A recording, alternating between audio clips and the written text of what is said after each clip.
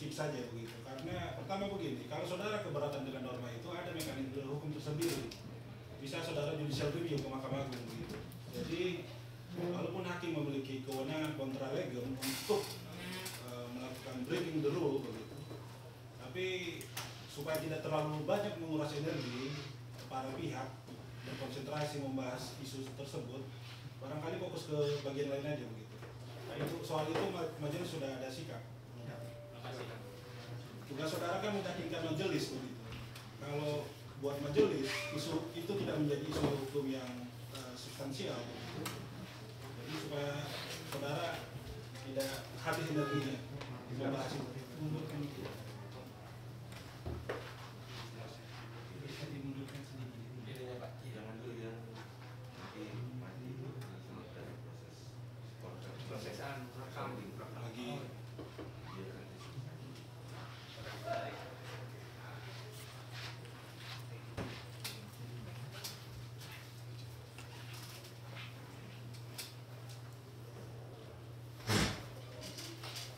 Satu hal lagi perlu kami sampaikan, seperti kami sampaikan di persidangan yang lalu, kita ini mencoba speedy trial begitu.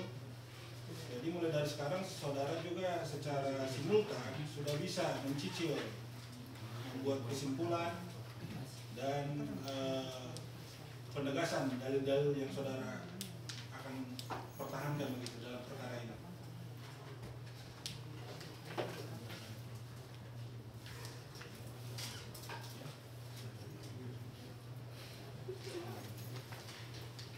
Ini sambil berjalan kita teruskan saja ya. Jadi yang akan diajukan sebagai saksi Pak Arif Budiman ya. Tadi ID card-nya di mana? Oke. Sudah ada berbagai. Pak Arif barangkali dengan segala keterbatasan ini kami persilahkan mengambil tempat begini. Ini masih lama proses convertingnya.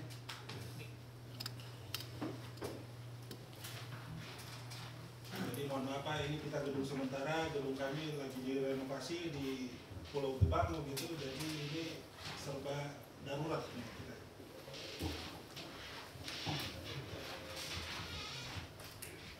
Baik, sesuai ketentuan hukum acara, kami harus menanyakan terlebih dahulu identitas dari saksi yang diajukan oleh pihak penggugat. Walaupun kami sudah familiar, itu kami tetap harus tanyakan Pak, sesuai ketentuan. Nama lengkap siapa Pak? Arif Budiman. Tempat tanggal lahir? Surabaya 2 Maret 1974. Alamat lengkapnya Pak? Jalan Siaga Raya nomor 23A. RT RW? Apa? Pejaten Barat, Pasar Minggu, Jakarta Selatan. RT 017 RW 001, benar Pak? Iya. Agama Islam, pekerjaan, sekarang Ketua KPU Pak ya. Bersedia Pak sebagai saksi? Bersedia. Sebelum menyampaikan keterangan sebagai saksi, bersumpah terlebih dahulu bersedia? Bersedia. Dengan dokter Anda Evi Nobila Ginting ada hubungan keluarga, hubungan kerja? Tidak ada. Hubungan kerja dulu. Kedinasan Pak ya? Kedinasan. Dengan Presiden Republik Indonesia? Tidak ada. Tidak ada. Tidak ada hubungan saudara. Hubungan kerja ya paling kelembagaan Pak ya? Jadi seperti itu saksi yang diajukan oleh pihak tergugat apakah keberatan? Mohon izin ya Mulia. Terkait dengan saksi yang akan dihadirkan ini berdasarkan bukti yang kami ajukan di D5 ya. Bapak Arif Budiman ini sebagai teradu dalam putusan DKPP. Mungkin karena dia menjadi saksi terjadinya konflik of interest itu ada. Makanya kami keberatan untuk dijadikan saksi Bapak Arif Budiman karena dia sebagai teradu dalam putusan DKPP tersebut. Bisa lebih spesifik kemungkinan konflik of interest-nya di mana? Dalam memberikan kesaksian. Justru sebaliknya, kalau prinsip dalam hukum acara peradilan itu kita menegakkan kebenaran material, sama seperti dalam hukum pidana begitu. Jadi dalam konteks tersebut, bahkan pihak-pihak yang terkait dalam perkara ini kita sudah panggil begitu untuk mencari kebenaran material. Jadi begini, tergugat, bisa saja nanti keterangan apa yang disampaikan oleh saksi yang akan diajukan oleh pihak penggugat ini justru menguntungkan tergugat. Kita dengar saja dulu gitu. Nanti saudara kalau ada yang keberatan, tidak setuju dengan keterangan dari saksi, masih ada kesempatan di kesimpulan untuk membantah dalil-dalil keterangan dari saksi. Kami kira seperti itu. Konsekuensinya, kalau saudara tetap keberatan, saudara tidak dapat mengajukan pertanyaan kepada saksi. Begitu, yang hanya mengajukan pertanyaan nanti hanya pihak penggugat. Sementara kalau saudara bisa bertanya, jangan-jangan ada yang menguntungkan buat saudara begitu. Jadi silakan saudara pertimbangkan.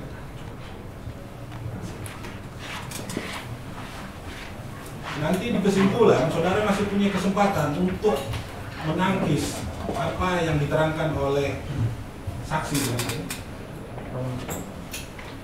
Tugasnya bisa ini, TV-nya dimundurkan.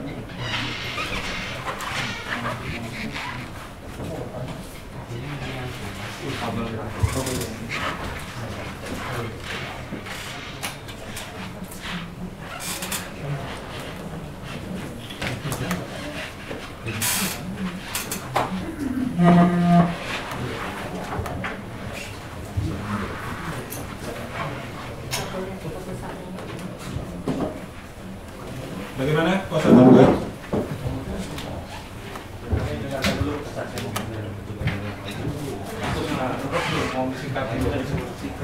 Tetap keberatan atau tidak keberatan, itu saja pilihannya, Pak.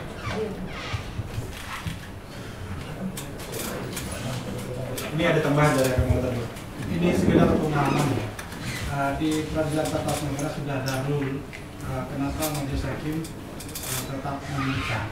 Itu ada di pasal 88, orang-orang yang tidak bisa diperiksa. Itu salah satu adalah penggugat itu sendiri. Kalau penggugat prinsipal, maka dia harus memberi keterangan. Nah, yang bersangkutan ini tidak termasuk dalam pasal 88 dan tidak ada alasan majelis hakim untuk tidak memeriksa. Itu yang pertama. Yang kedua, alasan konflik interest itu sebenarnya alasan subjektif, ya. Alasan subjektif yang belum tentu kita itu akan terjadi. Untuk jangan sampai menghilangkan hak saudara. Kalau saudara keberatan, kenapa saudara bertanya? Kalau kehadirannya sendiri saudara sudah keberatan. Untuk itu yang kita cari adalah fakta-fakta sebenarnya. Dia tidak akan lari dari fakta-fakta yang sesungguhnya. Lain halnya dengan ahli. Kalau ahli dia berpendapat, bisa saja dia menyampaikan pendapat lain daripada yang sesungguhnya. Kalau fakta dia tidak bisa lari dari fakta. Ini kan saksi fakta. Kalau dia berbohong pasti ketahuan dan dia juga ditindak. Ya. Baik ya, mencatat saudara tidak keberatan. Pak Ari Budiman silakan maju ke depan supaya Pak Ari dipandu untuk memberikan sumpah. Ya.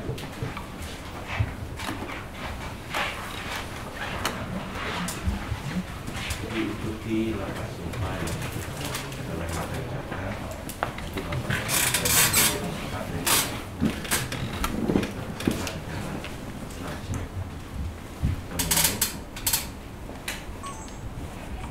Bismillahirrahmanirrahim. Bismillahirrahmanirrahim. Demi Allah, saya Arif Budiman bersumpah dalam perkara ini akan memberikan keterangan yang benar tiada lain daripada yang sebenarnya.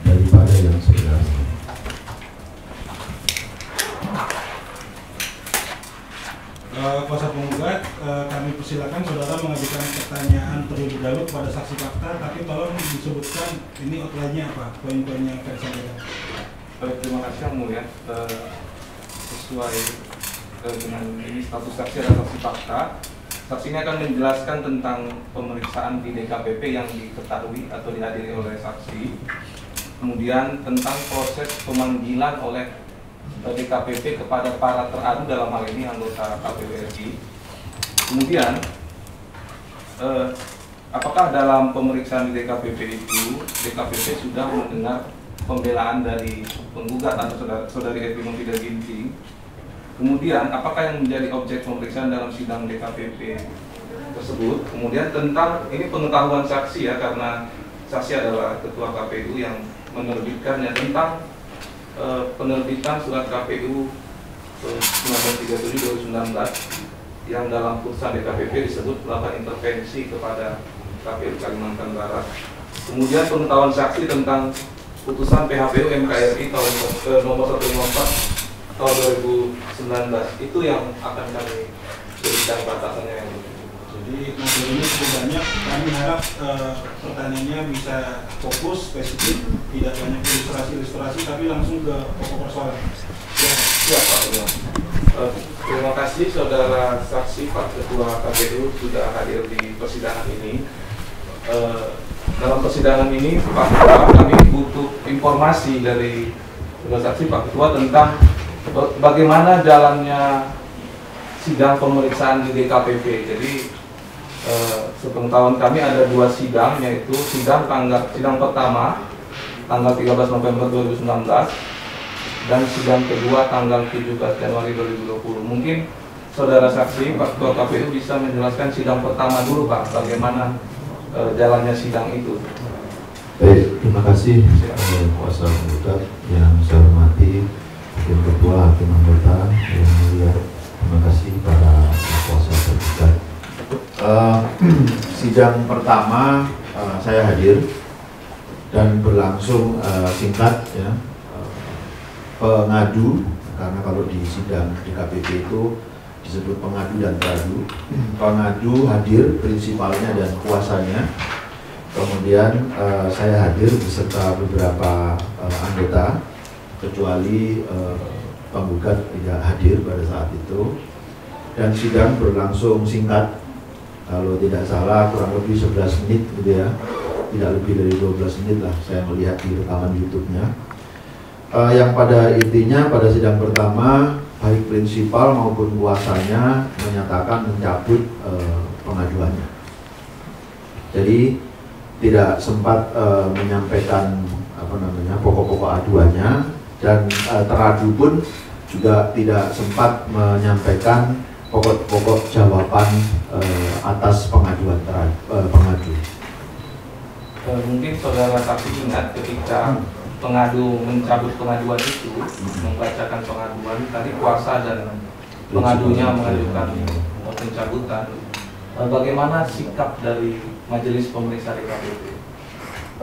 Majelis melalui ketua majelis menyatakan ya kalau dengan begini perkara dinyatakan selesai. Kemudian apakah majelis ada menanyakan kepada pengadu apakah pencabutan pengaduan ini ada unsur paksaan, tipuan atau iya, seingat saya itu ditanyakan. Ada. Sebentar, kuasa penggugat bisa ditegaskan kembali Pak. Majelis maksudnya apakah ketua majelisnya atau salah satu anggota? Ketua majelis. Waktu itu ketua majelisnya siapa Pak? Pak Dr. Haryono. Dr. Haryono. Itu sidang tanggal 19 November. Ya. Silakan dilanjut. Terima kasih yang mulia. Kami lanjut masuk ke pemeriksaan sidang kedua Pak. Mungkin Bapak bisa gambarkan jalannya sidang kedua itu yang tanggal 17 Januari 2020. Sebenarnya ingin kami cari tahu dari sidang itu adalah apakah pengadu hadir, kemudian apakah penggugat hadir, dan apakah penggugat Kevin Nobida Ginting sudah menyampaikan pembelaan dalam sidang itu. Pengadu tidak hadir, baik prinsipalnya maupun kuasanya. Kemudian teradu kami hadir, tapi pengadu juga tidak hadir. Penggugat maksudnya tidak hadir. Kemudian tentang ketidakhadiran penggugat dalam hal ini saudari Kevin Nobida Ginting, adakah dijelaskan oleh rekan sejawat selama anggota KPU dalam hal ini Pak Ketua kepada majelis pemeriksa? Ya, saya menyampaikan. Jadi biasanya pada sesi pertama sebelum dimulainya pemeriksaan ditanyakan para teradu siapa yang hadir. Lalu saya jelaskan para anggota yang hadir, dan saya juga menjelaskan ketidakhadiran penggugat karena sedang menjalani operasi di rumah sakit. Dan saya kebetulan juga sempat menengok penggugat ketika dalam proses perawatan atau tindakan di rumah sakit. Ya, kemudian supaya kami tidak menyimpulkan, sebaiknya kami tanyakan kepada saksi, apakah dalam 2 sidang itu penggugat sudah membela diri dalam persidangan? Tidak. Tidak ya? Tidak. Terima kasih. Tidak atau belum? 2 kali sidang tidak. Tidak ya? Karena kan tidak ada sidang lagi. Setelah itu putusan gitu Pak? Iya, setelah itu langsung putusan. Baik, kami lanjutkan ke tema yang kedua, saudara saksi, tentang prosedur pemanggilan. Jadi untuk sidang pertama tanggal 13 November 2019 tadi, adakah panggilan sidang diterima KPU dan kapan itu diterima, kalau ingat? Ya, kami menerima panggilan sidang ya. Untuk sidang yang pertama tanggal 13 November itu kami terima suratnya tanggal 7 November. Ya, saya lanjut ke untuk sidang kedua, sama pertanyaannya, panggilan DKPP itu diterima KPU tanggal berapa? Saya nggak hafal tanggal-tanggal, saya mohon maaf. Untuk sidang yang kedua,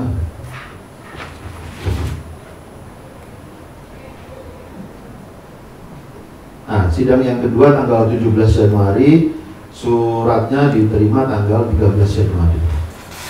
Ya, saya lanjutkan lagi Pak Saudara Saksi, Pak Ketua, tentang, ini saya flashback sedikit Pak Ketua, tentang ketidakhadiran Evi Nofida Ginting dalam sidang pertama tanggal 13 November tadi.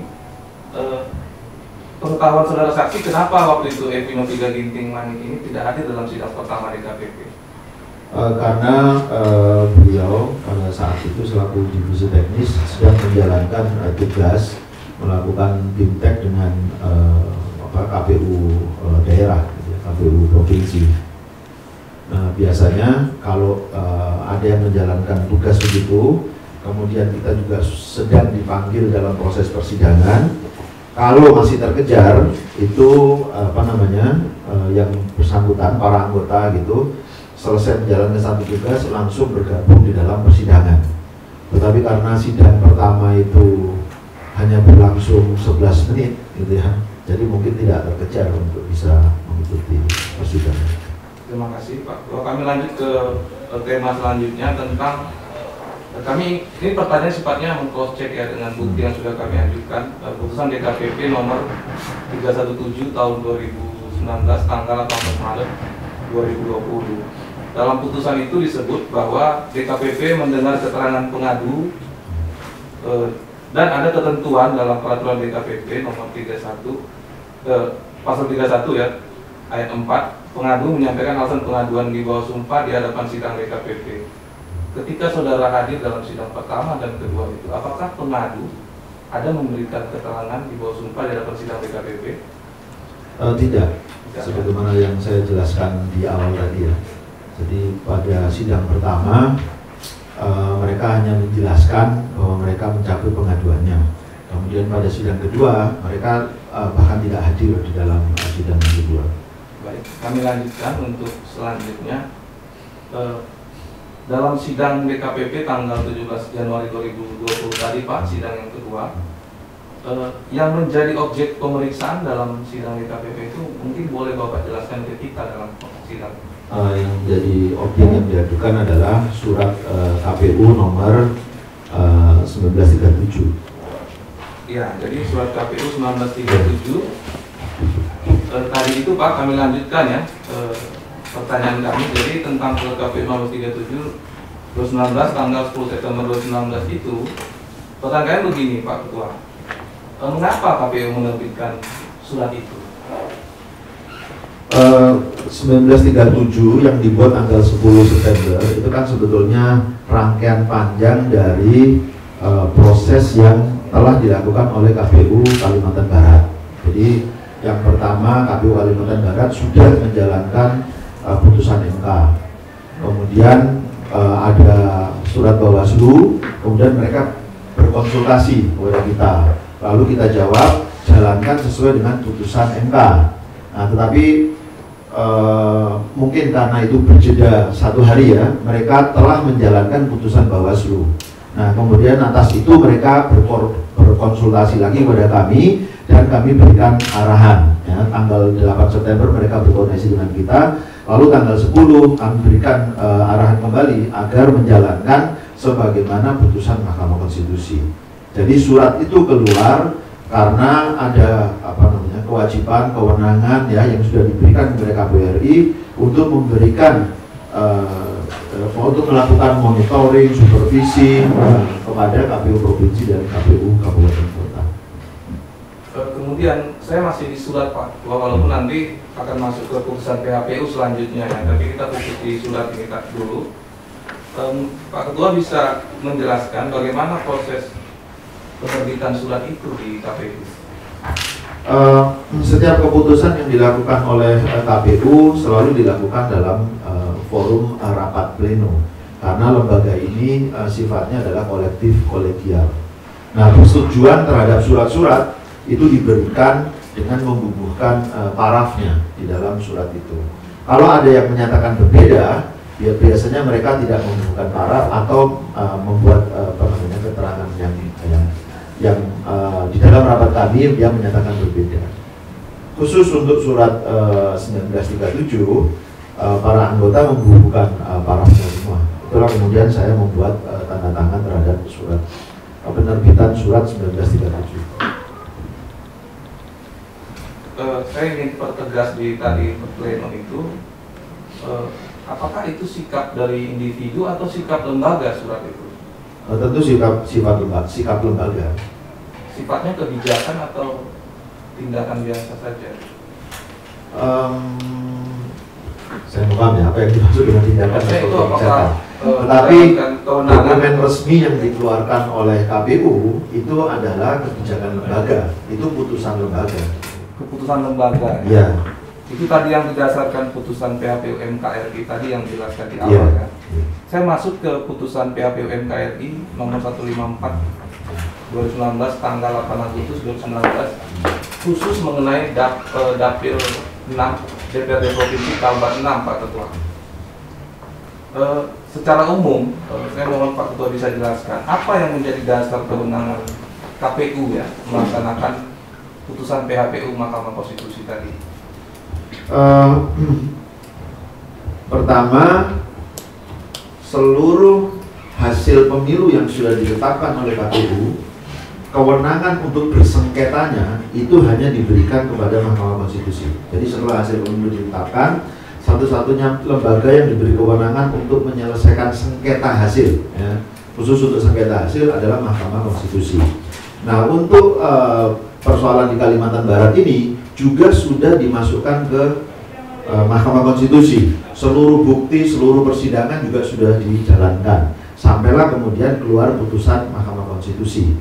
Nah, atas dasar itu, maka KPU menjalankan apa yang menjadi amar putusan Mahkamah Konstitusi. Ya, untuk PHPU MK 154 tadi, yang dijalankan adalah amarnya saja. Amar putusan Mahkamah Konstitusi. Kemudian terhadap amar putusan PHPU MKRI 154 2019 tadi Pak Ketua, apakah ada keraguan di antara para anggota KPU bagaimana cara melaksanakannya? Tidak ada. Tidak ada ya? Tidak ada. Menurut Pak Dan ini kami lakukan kami lakukan sama terhadap seluruh putusan Mahkamah Konstitusi, kami menindaklanjutinya dengan cara yang sama. Ya, kemudian saya masuk ke putusan DKPP 317 2019 yang Pak Ketua sebagai teradunya. Jadi dinyatakan di dalam pertimbangan putusan DKPP itu ada perbedaan cara KPU melaksanakan putusan PHPU MK 154 yang Kalbar dengan putusan PHPU MK 176 untuk DPRD Kota Banda Aceh. Ada perbedaan. Mungkin Pak Ketua bisa jelaskan mengapa terjadi perbedaan cara pelaksanaan terhadap dua putusan PHPU itu? Tidak berbeda sebelumnya. Karena memang hakim memutus dengan cara seperti itu. Jadi untuk Kalbar dia memutus amarnya demikian, sementara untuk DPRD Kota Banda Aceh dia memutus dengan cara yang berbeda. Jadi misalnya putusan Mahkamah Konstitusi mengatakan terjadi atau harus merubah SK kita dibatalkan, maka ya kami membatalkan. Jadi karena memang putusan MK-nya seperti itu, ya kami jalankan seperti itu. Baik, Pak. Jadi karena memang putusan MK-nya yang kita sepenuhnya jalankan.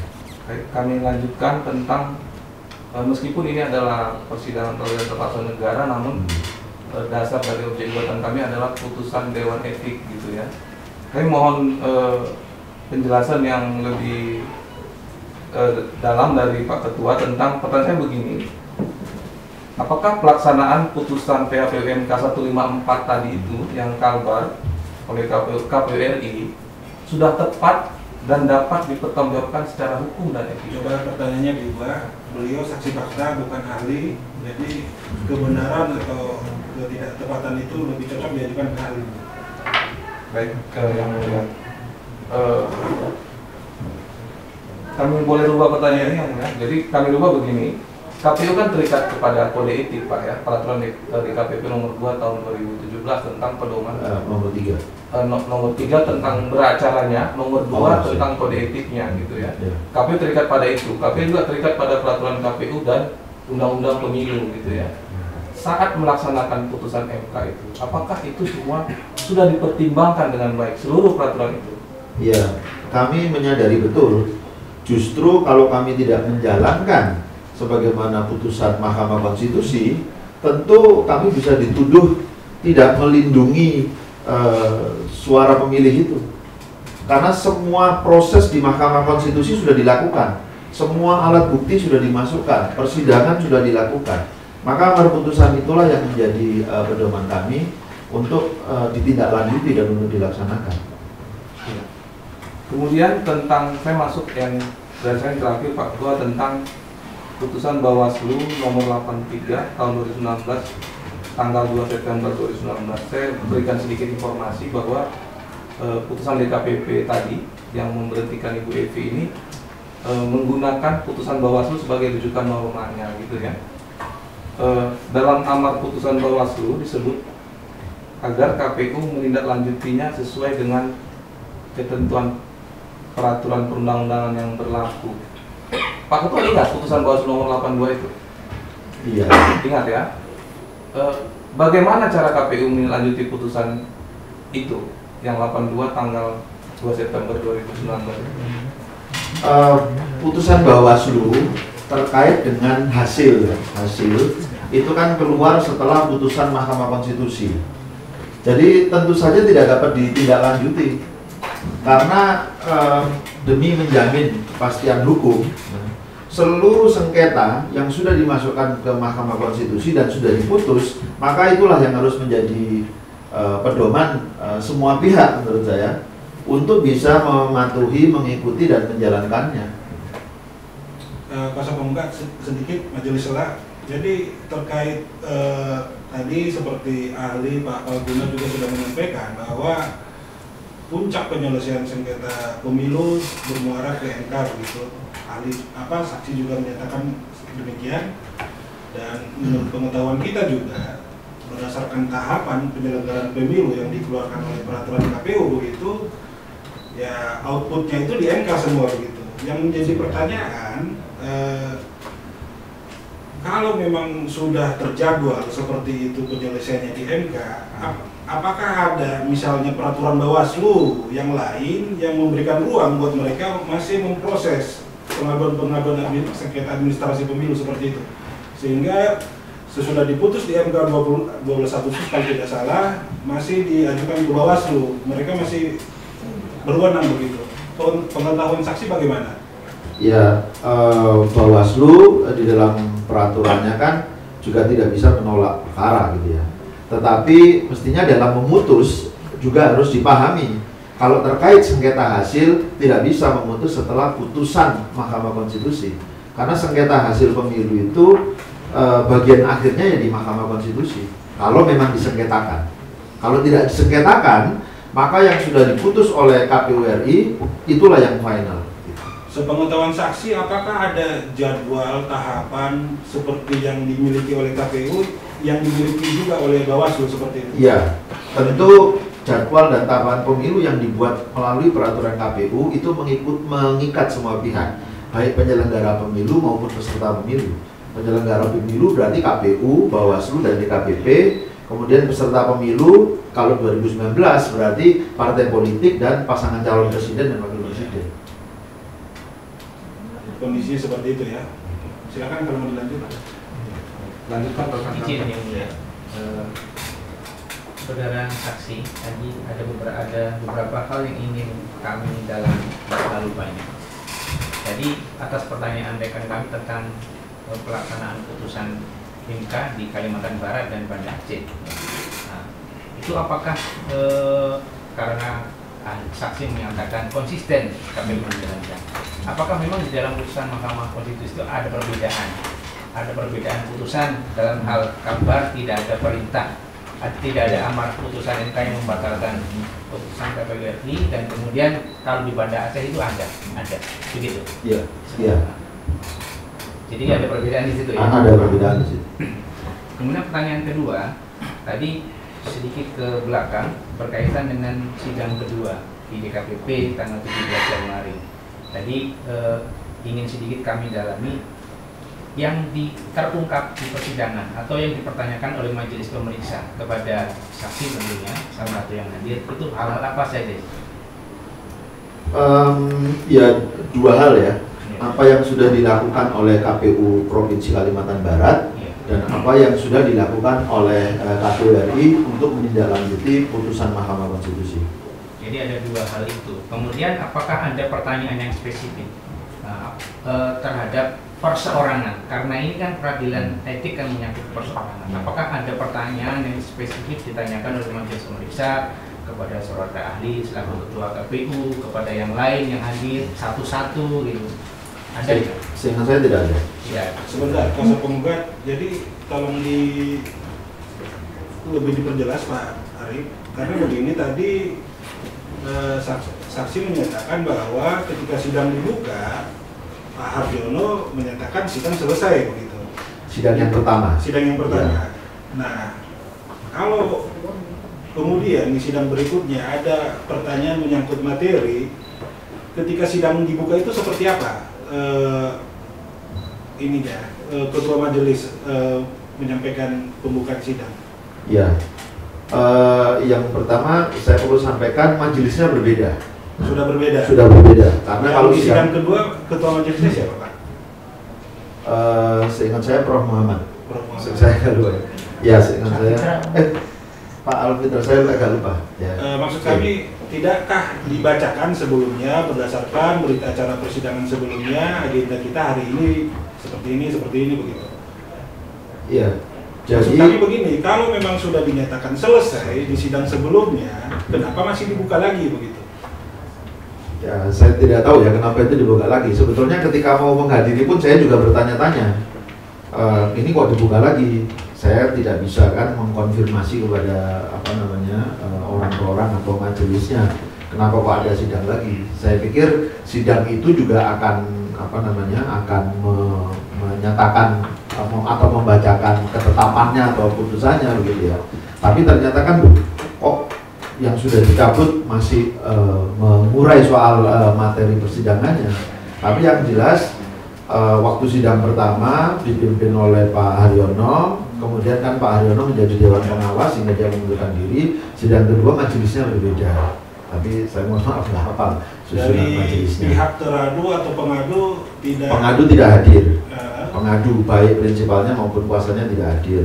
Jadi seingat saya yang hadir pada saat itu pihak teradu dari KPU RI, para anggota dan ketua, kemudian KPU Kalimantan Barat, Bawaslu Kalimantan Barat, dan Bawaslu RI. Seingat saya yang hadir itu. Jadi yang jelas di sidang kedua susunan ketua majelis sudah berubah ya. Berubah. Silakan dilanjut. Baik, terima kasih yang mulia. Nah, tapi ya, jawab pertanyaan yang tadi Ya. tidak ada ditanya satu persatu apakah ini Pak Arif melakukan apa, kemudian yang lain melakukan apa, enggak ada. Tidak ada ya. Kemudian apakah juga ada pada saat sidang kedua itu pengesahan alat bukti? Tidak ada. Tidak ada. Jadi Tidak ada. kan sidang pertama tadi singkat, hanya 11 menit. Kemudian sidang kedua tadi seperti gimana saksi katakan, apakah pada saat sebelum sidang tutup disampaikan bahwa pengadu menyampaikan alat bukti P1 sampai dengan P-sekian sah gitu? Enggak ada. Nggak ada, pengesahan itu nggak ada. Termasuk alat bukti teradu juga belum. Teradu biasanya setelah sidang terakhir kami diberi kesempatan untuk memperbaiki, melengkapi baik jawaban maupun alat bukti. Nah itu kemudian disampaikan, diberi tenggat waktu, misalnya 7 hari gitu ya. Nah maka pada hari ke-7, cuma saya lupa waktu itu diberi tenggat waktu berapa hari. Nah pada hari yang sudah ditentukan kami menyerahkan jawaban maupun alat bukti, baik yang sudah diperbaiki maupun kalau ada tambahan alat bukti. Tapi kalau pengesahan seingat saya nggak ada. Nggak ada ya. Kemudian yang terakhir tadi menegaskan yang ditanyakan oleh ketua majelis, pada saat membuka sidang kedua, apakah diterangkan argumentasi? Karena perkara ini begini maka dilanjutkan. Saya nggak ingat ya. Ya, saya nggak ingat, tapi ya dibuka terus sidang berlangsung. Cuma apa didahului dengan memberikan keterangan atau tidak, seingat saya nggak mendapat penjelasan. Nggak ada penjelasan. Seingat saya tidak dapat penjelasan. Ada langsung menanyakan kepada teradu gitu ya. Iya. Jadi kan Cukup ya sementara ya. ada tambahan satu.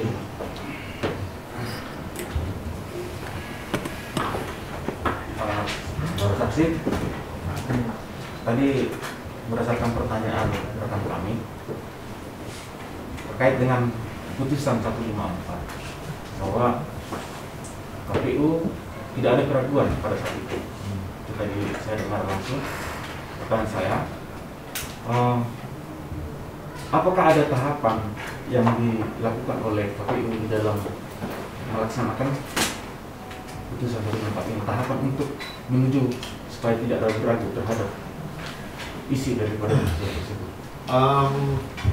Setelah putusan Mahkamah Konstitusi keluar, KPU kemudian mengirim surat kepada KPU Provinsi, KPU Kabupaten Kota yang harus menindaklanjuti putusan Mahkamah Konstitusi. Jadi putusan Mahkamah Konstitusi kan total waktu itu yang dimasukkan bersengketa 260, yang kemudian dilanjutkan kalau nggak salah 122, kemudian yang dikabulkan itu hanya 12. Nah dari 12 itu kan macam-macam tindak lanjutnya, ada yang langsung dieksekusi karena putusannya sudah jelas, ada yang pemungutan suara ulang perintahnya dan seterusnya. Nah itu sudah kami perintahkan pada semuanya, dan KPU Kalimantan Barat itu sebetulnya sudah melaksanakan sesuai putusan Mahkamah Konstitusi pada tindak lanjut yang pertama. Nah kemudian karena beberapa hari kemudian ada putusan Bawaslu, KPU Kalimantan Barat merubah, melaksanakan sesuai dengan putusan Bawaslu.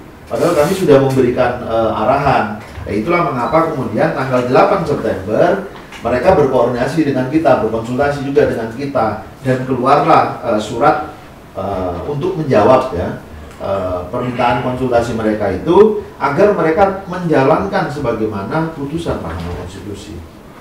Jadi itu sudah melalui proses, termasuk juga dilakukan pertemuan dengan KPU Kalimantan Barat. Cukup ya? Cukup. Tergugat silakan. Langsung ke the point. Ya, siap. Saudara saksi, saksi sebagai ketua KPU. Ya.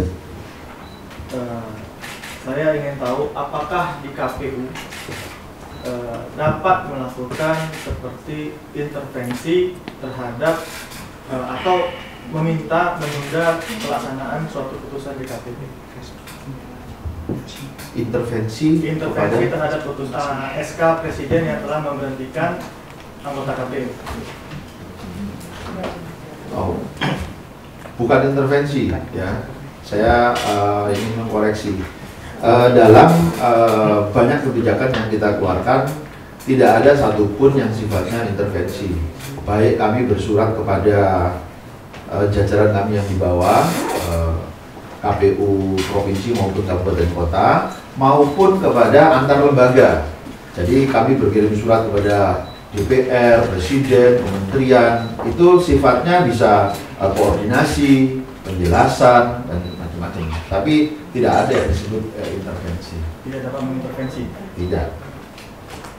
Apakah saudara saksi 1 hari setelah terbitnya SK pemberhentian Ibu Evi pernah mengirimkan surat kepada Presiden? Kalau harinya saya tentu nggak ingat ya, tapi setelah ada pemberhentian, kemudian saudari penggugat mengirimkan surat kepada KPU. Nah, jadi memberitahukan beberapa hal, kemudian cuman saya lupa beberapa hari atau 1 hari atau nah, termasuk memberitahukan apa saja yang sudah dilakukan oleh penggugat. Nah, kami kemudian meneruskan kepada para pihak karena proses seleksi atau pengangkatan anggota KPU itu melibatkan DPR dan Presiden, maka kami memberitahukan itu.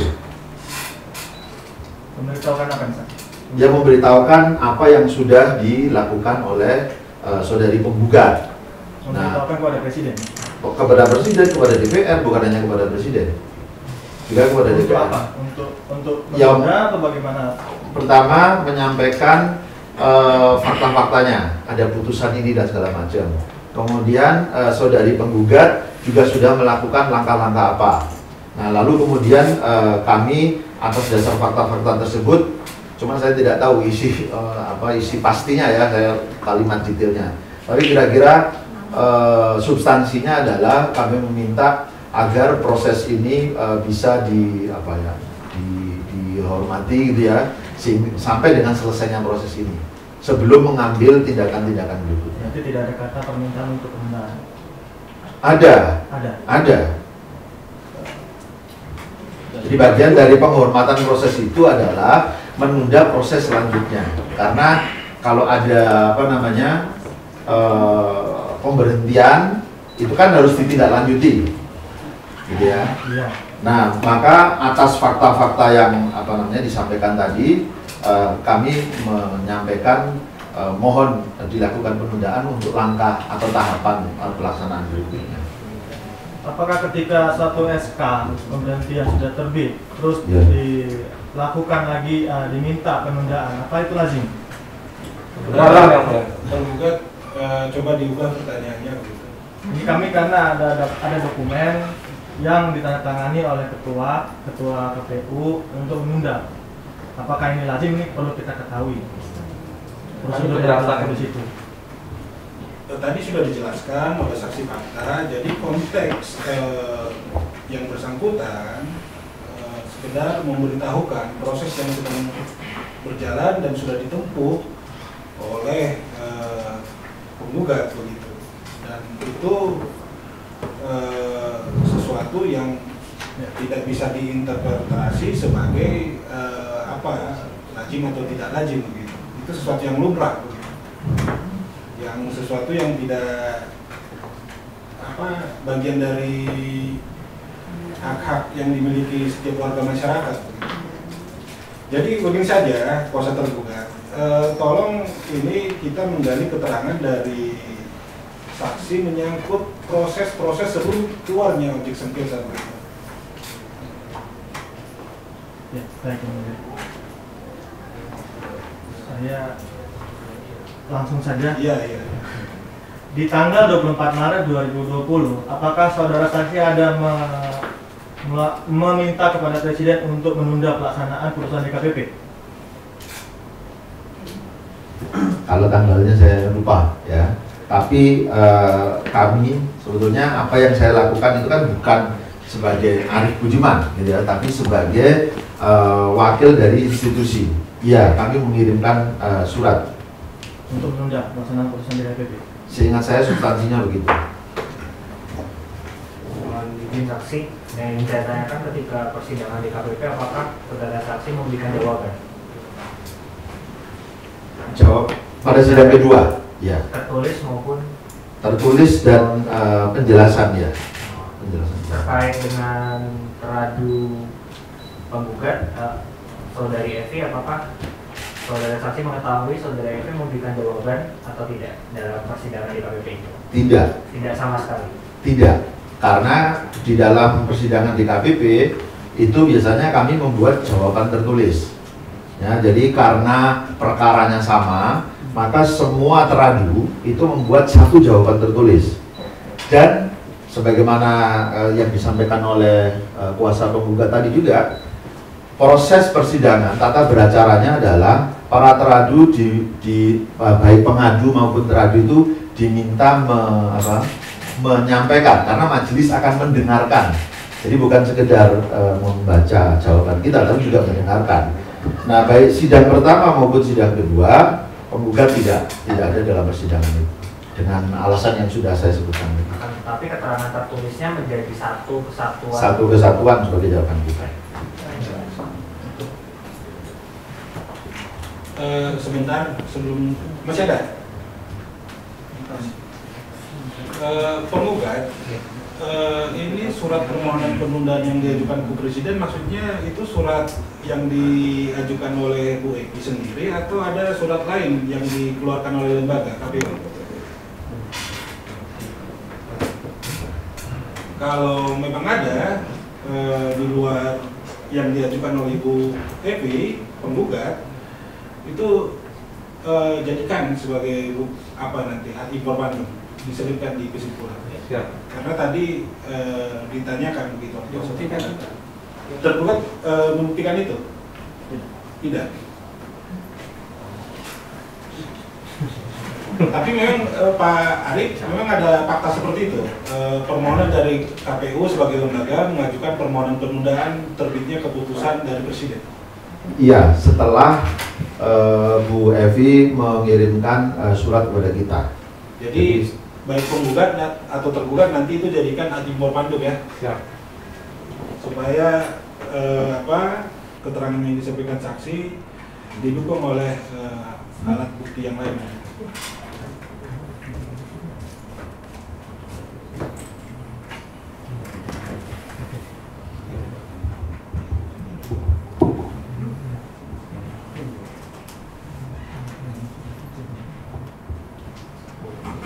Tergugat bagaimana? Ini kita waktu berjalan terus bagaimana? Cukup.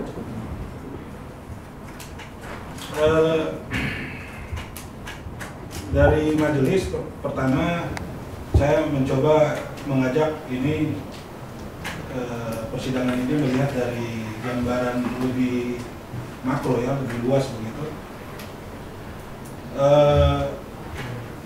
Pak Arif sebagai ketua KPU barangkali dalam rapat-rapat DPU di DPR atau ada rapat-rapat konsultasi atau rapat-rapat teknis yang sifatnya lintas lembaga melibatkan Bawaslu, DKPP segala macam, pernah tidak dibahas begitu, pernah tidak ini menjadi suatu pembicaraan bahwa Bawaslu kapling tugasmu ini loh, DKPP kapling tugasmu ini loh, maksudnya sesuai dengan tupoksi masing-masing sebenarnya sudah jelas begitu pembagian tugas dan kewenangan. Tetapi kita melihat ada semacam ruang di sini, ada semacam dan ini sebenarnya bukan sekedar asumsi, dari fakta-fakta empiris kita melihat bahwa walaupun DKPP secara atributif kewenangannya menegakkan kode etik begitu, tetapi implikasi, konsekuensi dari penyelenggaraan tugas dan fungsi mereka itu mempengaruhi tahapan penyelenggaraan begitu. Banyak contoh kasusnya, mulai Pilkada Jatim, Pematang Siantar, Tangsel, segala macam begitu, sebagai contoh. Problemnya hal-hal ini seperti berulang terus begitu. Ini bagaimana begitu dari tiga lembaga ini, Bawaslu, DKPP, KPU begitu? Iya, yang pertama tentu pembahasan spesifik terkait dengan keberadaan undang-undangnya sendiri itu kita lakukan ketika kita mau menerbitkan undang-undangnya. Ya, saya kebetulan periode kemarin sudah di KPURI, jadi terlibat langsung proses pembahasan Undang-Undang 7 ini. Yang kedua, biasanya kalau terjadi permasalahan yang menjadi perhatian publik, ya tidak lanjut putusan Mahkamah Konstitusi, kemudian pemberhentian anggota KPU RI, itu dalam beberapa RDP gitu, biasanya kasus-kasus semacam ini kemudian menjadi isu untuk diperbincangkan. Nah, memang ada beberapa catatan ya dalam pandangan saya agar mengatur lebih tegas kewenangan masing-masing penyelenggara pemilu. Dalam beberapa hal saya melihat memang ada yang implementasinya kurang tepat. Ya, tentu saya ingin mencontohkan terkait dengan putusan dari penyelenggara pemilu yang keluar pasca putusan Mahkamah Konstitusi. Tentu itu yang pertama. Yang kedua, ada beberapa hal yang mungkin pengaturannya kurang lengkap dalam pandangan saya. Misalnya terkait dengan persoalan etik, dugaan pelanggaran etik. Saya terus terang saja selama tahapan pemilu 2019 sangat kelelahan menghadapi semua sengketa yang diajukan, semua perkara hukum yang diajukan. Dalam satu minggu itu bisa 3-4 hari saya harus menghadiri persidangan, dan itu hampir setiap minggu.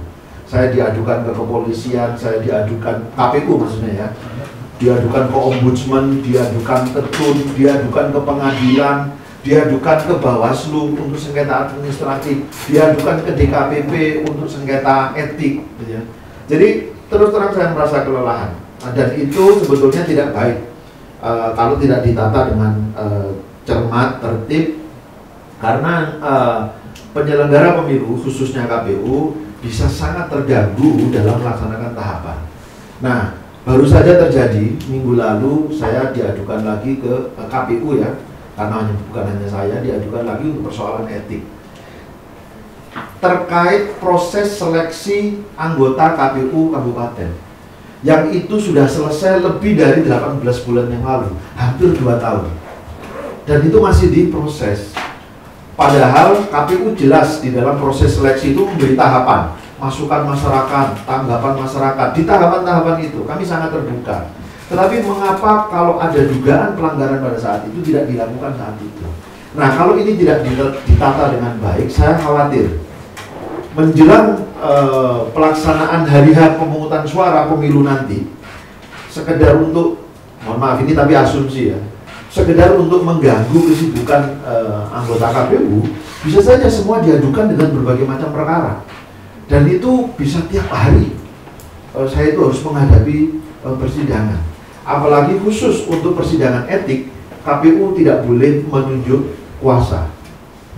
Jadi kalau sidang itu dan lain-lain, walaupun kami menunjuk kuasa, tapi kan tetap kami harus membaca, kami harus membahas jawaban dan segala macam.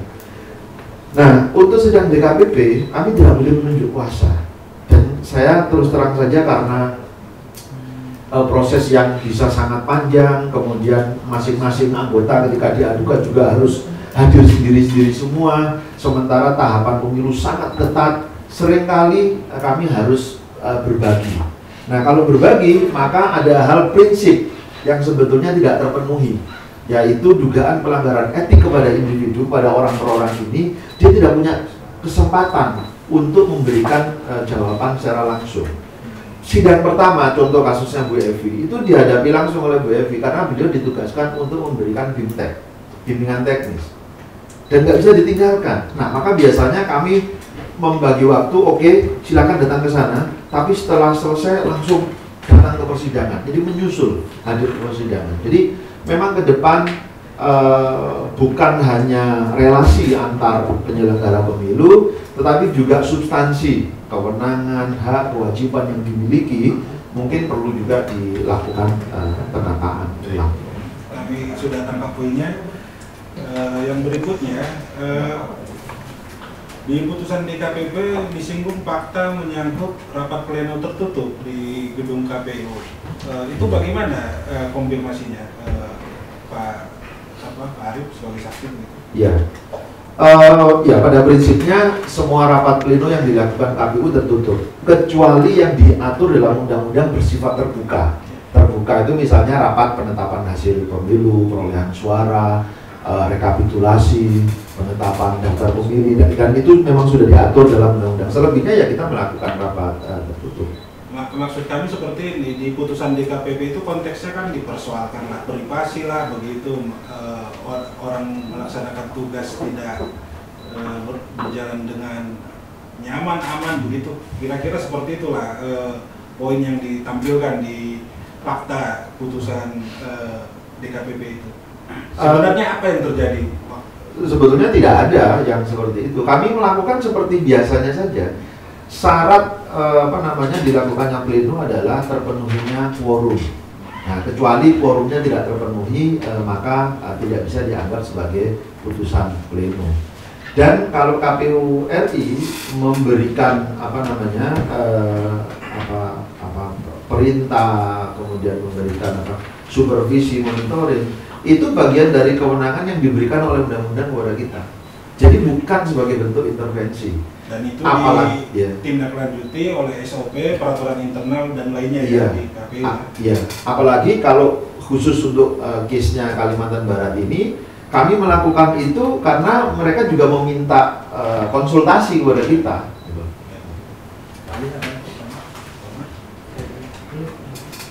Baik, sebenarnya tadi sudah jelas semua ya apa yang telah dijawab oleh saksi dari pertanyaan-pertanyaan para pihak. Namun saya ingin mengetahui secara jelas, meskipun tadi sudah ditanya, hanya saja pertanyaan tadi telah pulang. Di sidang pertama, di sidang pertama itu tidak hadir teradu, yang hadir teradu hadir, ya. Pengadu yang tidak hadir. Sidang pertama hadir pengadu. Hadir pengadu. Sidang pertama. Sidang pertama. Itu Itu acara pertama sekali dibuka itu apa saja yang disampaikan oleh dalam persidangan itu? Terima Saya kasih. ingin tahu persis. Ya. Pada sidang pertama, ini praktek yang biasa terjadi ya. Bukan termasuk praktek, bukan praktek. Oke. Yang pada tanggal alami pada saat itu. Oke, yang di bulan November. Majelis hakim, majelis pemeriksa, maaf yang mulia. Majelis pemeriksa membuka persidangan, kemudian mempersilahkan masing-masing pihak untuk memperkenalkan diri, ya. Mulai dari pengadu, teradu, pihak, saya nggak lupa ada pihak terkait atau tidak ya waktu itu.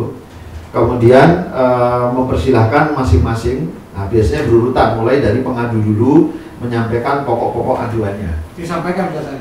Tidak, karena baik prinsipal maupun kuasanya kemudian menyatakan mencabut pengaduannya. Oh, langsung ya? Langsung oleh pengadu dan prinsipal. Materi pengaduannya sudah disampaikan ke teradu?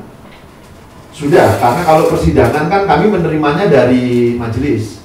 Kan pengadu menyampaikan pengaduannya kepada majelis. Apakah langsung juga disampaikan bukti-bukti?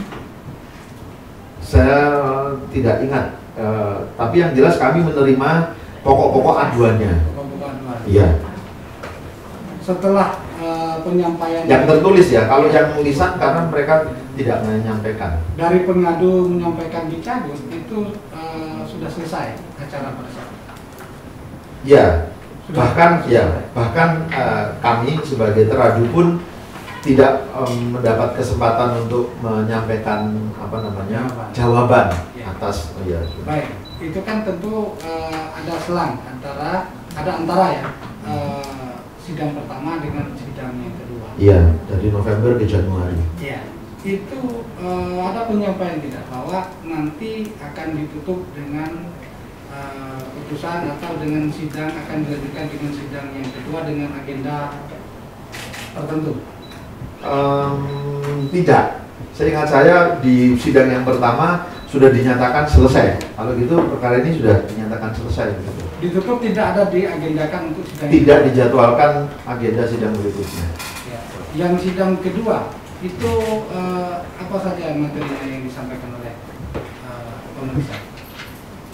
Majelis pemeriksa ya memberi kesempatan kepada kami untuk menyampaikan jawaban. Ya kami sampaikan jawaban sebagaimana yang kami sampaikan secara tertulis. Memberikan bukti-bukti juga ya? Iya. Itu tidak disampaikan kenapa alasan ini dilanjutkan padahal kemarin sudah dinyatakan selesai.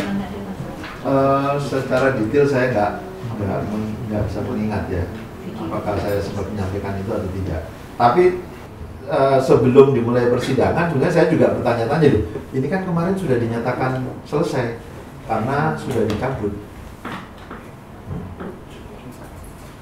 Kuasa penggugat masih ada? Kalau ada, tolong singkat padat dan jelas. Ada satu yang saudara saksi ya, saya sampaikan sedikit ilustrasi untuk nanti dapat memahami pertanyaan ini. Nah, intinya karena ini adalah dasarnya pemeriksaan etik di DKPP gitu ya. Etika itu kan ada di dalam diri manusianya gitu. Jadi surat 1937 tanggal 10 September 2019 tadi itu menegaskan sikap KPU tidak melaksanakan putusan Bawaslu tanggal 2 September gitu ya.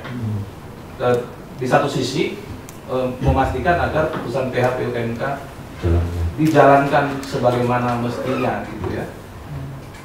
Nah, dalam perspektif lain terlihat KPU ngotot mempertahankan Cok Hendri Ramapon sebagai calon terpilih Pak Ketua. Pertanyaan saya begini, sebenarnya niat apa yang ini perlu dijawab ya nanti supaya dikatakan persidangan. Niat apa yang ada dalam diri Ketua KPU atau jika saksi tahu anggota KPU yang lain saat melakukan supervisi kepada KPU counter, niatnya itu sebenarnya apa? Dan dalam diri yang paling dalam.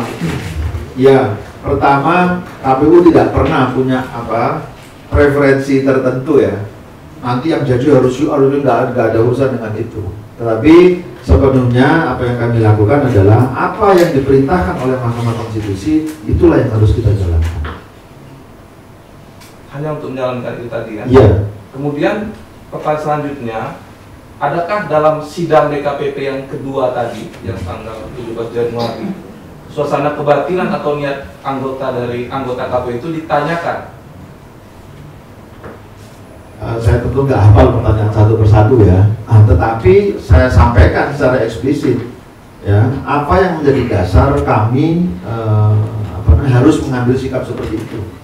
Tidak lain sepenuhnya adalah justru menjaga, menegakkan, menjalankan apa yang menjadi putusan Mahkamah Konstitusi. Kami cukup ya, Cukup ya? Temennya nggak? Satu sih. Langsung to the point Pak. Ya, terima kasih ya. Pak Ketua, terkait dengan sidang DKPP yang kedua itu, saya mau menanyakan, pada kan sidang pertama kan sudah dicabut. Lalu si pemohon menyampaikan belum ada pemeriksaan kepada termohon. Pada saat itu yang pertama langsung dia mencabutkan. Yang kedua, apakah termohon hadir pemohon? Pengadu. Pengadu. Ya, tidak hadir. Tidak hadir. Pada sidang kedua baik pengadu maupun kuasanya tidak hadir. Tidak hadir. Lalu sidang itu berarti tidak menunjukkan bukti dari pengadu juga. Tidak. Tidak. Tidak. Berarti tidak ada ya. Tidak ada. Cukup ya. Tergugat kalau masih ada? Mohon izin kami mau menunjukkan dokumen terkait dengan yang tadi surat tanggal 24 Maret. Sudah dijadikan bukti? Hanya untuk mengklarifikasi terhadap saksi saja. Apakah benar surat yang ini masuk? Pak Arif, tadi bisa maju, bisa ditunjukkan?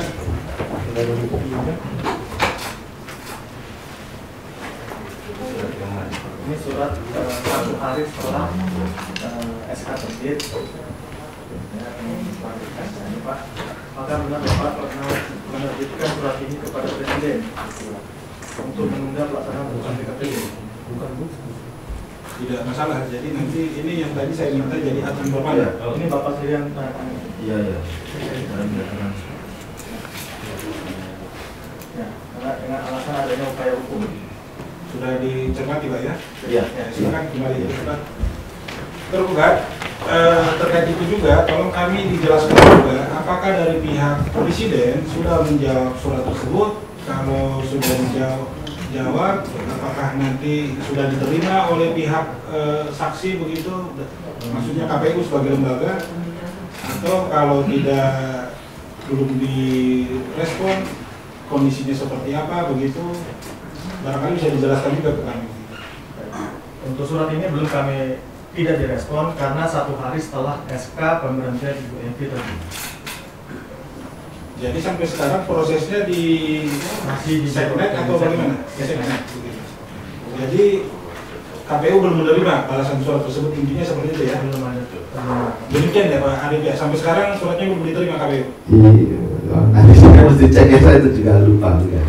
Tolong saudara naik itu nanti dikonfirmasi kepada kuasa penggugat apakah sudah diterima atau tidak, segera disampaikan nanti di kesimpulan juga. Oke ya, silakan dilanjut penggugat. Yang menjadi pertanyaan dalam surat yang saksi tanda tangan ini, mengapa surat ini tidak ditembuskan kepada pihak DKPP sebagai yang membuat putusan DKPP tersebut? Kalau hukum administrasinya kan saya tentu nggak tahu. Kalau ada surat ke sini harus itu bukan ditembuskan kemana-mana gitu ya. Yang pertama. Yang kedua, karena memang setelah keluarnya putusan DKPP itu kan tidak lanjut berikutnya kan kepada Presiden, karena amar putusan DKPP jelas memerintahkan kepada Presiden. Cukup yang mulia. Dari rekan yang lain ada yang mau bertanya? Cukup. Pak Arif, di luar yang sudah ditanyakan kuasa penggugat, tergugat maupun majelis hakim, adakah hal-hal yang mau disampaikan? Ya, yang mulia. Yang pertama, perlu menjadi perhatian bersama kita bahwa pelaksanaan pemilu di Indonesia bukan hanya penyelenggaraannya, tapi juga penyelenggaranya itu menjadi rujukan bagi banyak penyelenggara pemilu dari berbagai negara. Ya. Mereka melihat betul apa hal-hal baik yang sudah dilakukan oleh penyelenggara maupun proses penyelenggaraan pemilu di Indonesia. Jadi kalau ada hal-hal yang ternyata itu kurang baik, tidak pas, itu juga menjadi catatan, perhatian dari banyak pihak. Nah, termasuk peristiwa semacam ini tentu beberapa orang juga mengkonfirmasi saya. Kenapa kok terjadi yang seperti ini dan sebagainya. Jadi perlu menjadi perhatian kita bersama agar sama-sama mampu menjaga proses penyelenggaraan dan penyelenggaranya dengan baik. Apa yang kurang baik mari kita perbaiki bersama. Apa yang bisa menjadi contoh baik kita teruskan, dan mudah-mudahan penyelenggaraan pemilu, penyelenggaraan demokrasi di negeri ini bisa menjadi contoh baik bagi banyak negara. Mungkin itu yang saya. Terima kasih yang mulia. Baik, terima kasih Pak Arif telah memberikan keterangan sebagai saksi dalam perkara ini. Semoga apa yang disampaikan bisa membantu majelis menyelesaikan perkara ini sebaik-baiknya. Kami persilakan Bapak untuk kalau ada aktivitas lain yang masih mau dilanjutkan, silakan. Terima kasih yang mulia untuk kesempatan yang diberikan. Terima kasih kuasa penggugat. Terima kasih kuasa penggugat. Assalamualaikum warahmatullahi wabarakatuh.